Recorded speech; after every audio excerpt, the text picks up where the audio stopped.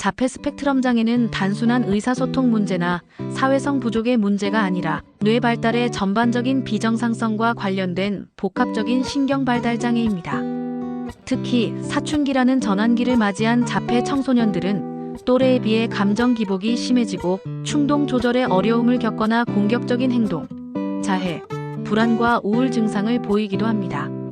이러한 변화는 단순히 성격적인 문제가 아니라 뇌의 특정 회로와 호르몬, 그리고 신경 전달 물질의 복잡한 상호작용에 의해 발생하는 신경생물학적 문제입니다. 사춘기의 뇌에서 무슨 일이 일어나는 걸까요? 사춘기는 뇌 발달에 있어 두 번째 결정적 시기로 불립니다. 특히 전전두엽과 편도체, 시상하부, 그리고 이들을 연결하는 신경망에서 급격한 변화가 일어납니다. 이 시기의 가장 큰 특징은 다음과 같습니다. 첫째, 시냅스 가지치기입니다. 뇌는 자주 사용되는 시냅스는 강화시키고 사용되지 않는 연결은 제거합니다. 이는 뇌의 효율성을 높이기 위한 자연스러운 과정이지만 자폐 아동의 경우 이 가지치기가 비정상적으로 이루어지며 감정 조절이나 인지 기능의 발달에 장애가 발생합니다. 둘째, 전전두엽, 편도체 회로의 미성숙입니다. 감정 조절을 담당하는 전전두엽과 공포, 분노, 위협 인지를 담당하는 편도체의 연결성이 낮거나 불안정한 상태로 남아있어 사춘기 이후에도 충동과 감정을 통제하기 어려운 상태가 지속됩니다. 셋째, 테스토스테론의 급증입니다. 특히 남아의 경우 사춘기 이후 테스토스테론 분비가 급격히 증가하면서 편도체의 반응성이 과도해지고 이는 공격성과 충동성, 감정 기복을 더욱 악화시킵니다. 그렇다면 자폐 청소년의 감정 기복은 왜 심해지는 걸까요? 일반 청소년도 감정 기복을 겪지만 자폐 청소년은 다음과 같은 신경생리학적 특성으로 인해 더욱 큰 어려움을 겪습니다. 먼저 과활성화된 편도체는 공포, 위협, 불쾌한 감정에 과도하게 반응하며 사회적 상황에서의 민감성이 증가되어 대인관계에 회피적인 태도를 보이게 만듭니다. 다음으로 미성숙한 전전두엽은 계획, 억제, 상황 판단 등의 고차인지 기능 부족을 유발하여 감정을 조절하지 못하고 갑작스러운 행동 폭발을 보이게 합니다. 마지막으로 내분비, 신경계 상호작용의 불균형은 시상하부, 뇌하수체, 부신, 시상하부, 뇌하수체, 생식선 시스템의 비정상적 반응으로 이어져 스트레스 조절 능력을 부족하게 만듭니다. 이처럼 자폐 스펙트럼 아동은 뇌의 신경회로상에서 감정을 받아들이고 조절하는 능력 자체에 어려움이 있으며 사춘기라는 시기가 이 문제를 더욱 부각시키는 시점이 됩니다.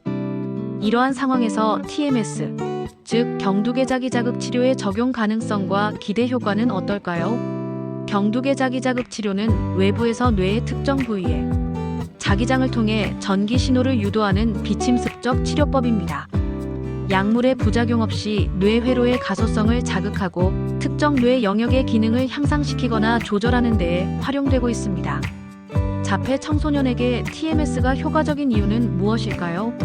자폐 청소년의 뇌는 아직 신경 가소성이 살아있고 발달의 기회창이 존재하기 때문입니다. TMS는 이러한 시기에 다음과 같은 방식으로 효과를 발휘할 수 있습니다. 첫째, 전전두엽 기능 향상입니다. TMS는 주로 전전두엽, 그 중에서도 F3부위를 자극하여 실행기능, 충동 조절, 감정 조절 능력을 향상시킵니다. 이는 자폐 청소년이 일상생활에서 더 많은 선택의 여지를 갖고 사고를 전개할 수 있도록 돕습니다. 둘째, 편도체, 전전두엽 회로의 안정화입니다. 전전두엽 자극을 통해 편도체의 과활성 반응을 억제할 수 있으며 이는 공격성과 불안, 충동성 감소로 이어집니다. 셋째, 시냅스 가지치기 및 LTP, LTD 조절입니다. 반복적인 TMS는 뇌의 장기 강화와 장기 억제 과정을 조절하여 뇌 회로의 재조직화를 촉진합니다. 비정상적으로 연결된 신경망을 약화시키고 필요한 회로를 강화하는 효과가 있습니다. 마지막으로 감각 과민 반응 개선입니다. 일부 연구에서는 감각 통합을 담당하는 부위를 자극하여 자폐 아동의 감각 예민성과 불편감이 개선되었다고 보고되었습니다.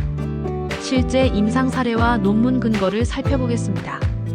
오버먼 에델은 자폐 아동에게 TMS를 적용한 결과 사회적 주의력과 언어 반응의 향상이 있었다고 보고했습니다.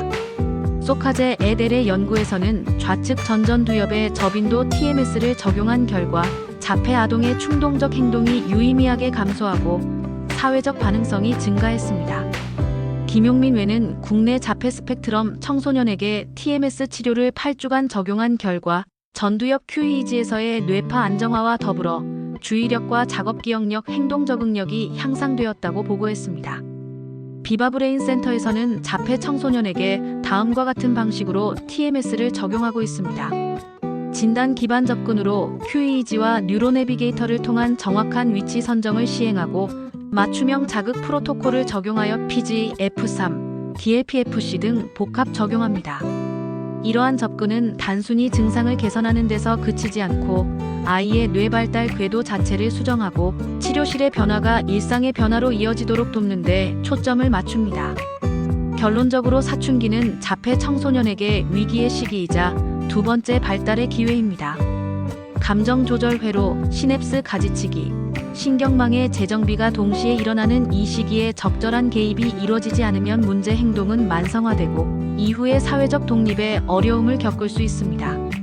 반대로 이 시점에서 TMS와 같은 정밀 신경 개입이 이루어진다면 자폐 청소년은 정서적으로 안정되고 더 나은 사회성과 자율성을 갖춘 성인으로 성장할 수 있습니다. TMS는 자폐 청소년의 복잡한 뇌와 미완의 성장을 잇는 다리 역할을 할 수 있습니다. 뇌를 이해하고 뇌를 치료하는 시대, 그 중심에 TMS가 있습니다.